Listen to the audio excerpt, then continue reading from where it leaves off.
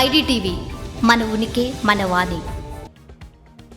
మహేశ్వరం నియోజకవర్గ ఇన్ఛార్జ్ కిచ్చన్నగారి లక్ష్మారెడ్డి ఆదేశాల మేరకు కందుకూరు మండలం నెదునూరు గ్రామం మన్నెగూడలో సన్నబియ్యం పంపిణీకి కార్యక్రమం నిర్వహించడం జరిగింది. ఈ కార్యక్రమంలో గ్రామ పెద్దలు, కందుకూరు మండల coordinator MD Afzal Baig, Maheshwaram market committee director Angakala Pushpadarshan తదితర నాయకులు పాల్గొని లబ్ధిదారులకు సన్నబియ్యం పంపిణీ చేయడం జరిగింది. ఈ కార్యక్రమానికి వచ్చిన ప్రతి ఒక్కరికి, రాజకీయాలకు అతీతంగా వచ్చిన వారికి, ఇక్కడ ఉన్న మహిళా మనులకు అందరికీ పేరు పేరున ప్రత్యేక ధన్యవాదాలు.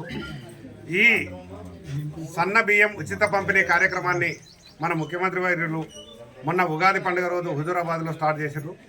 ఈరోజు మన మహేశ్వరం ఇన్ఛార్జ్ కిచ్చన్నగారి లక్ష్మారెడ్డి గారి ఆదేశాల మేరకు మన కందుకూరు మండలంలో ప్రతి గ్రామంలో జరుగుతుంది. అదేవిధంగా ప్రస్తుతము మనము నేదునూరు గ్రామ పంచాయతీ రేషన్ షాప్ నెంబర్ 3 వద్ద ఉన్నాము, మాన్యగూడ గ్రామంలో. ఈ ఉచిత పంపిణీ అనేది ఒక ప్రత్యేకత.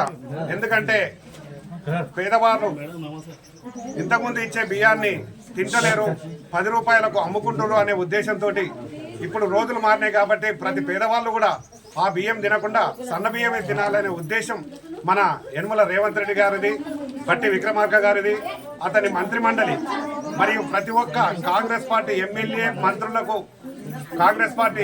మంత్రులకు ప్రతి ఒక్కరికి పేరు పేరున మా నేతనూరు మాన్యగూడెం తరఫున ధన్యవాదాలు తెలియజేస్తున్నాం.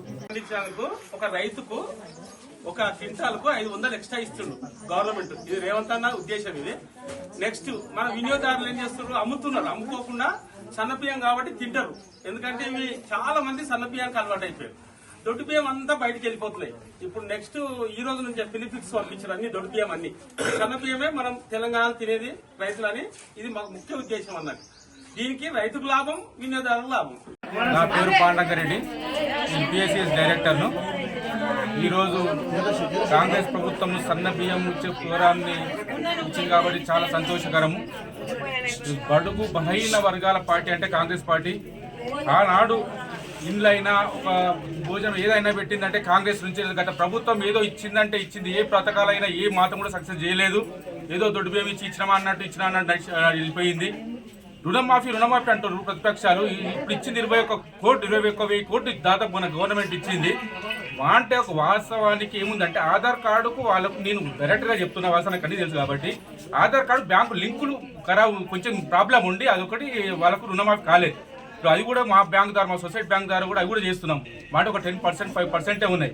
దాన్ని కూడా కొంచెం ఈ నెలలోకి రావాలని రేవంత్ రెడ్డి గారు ప్లస్ మన వ్యవసాయ శాఖ మంత్రి తుమ్మల నాగేశ్వరరావు కూడా మాకు ఆదేశాలు ఇచ్చారు.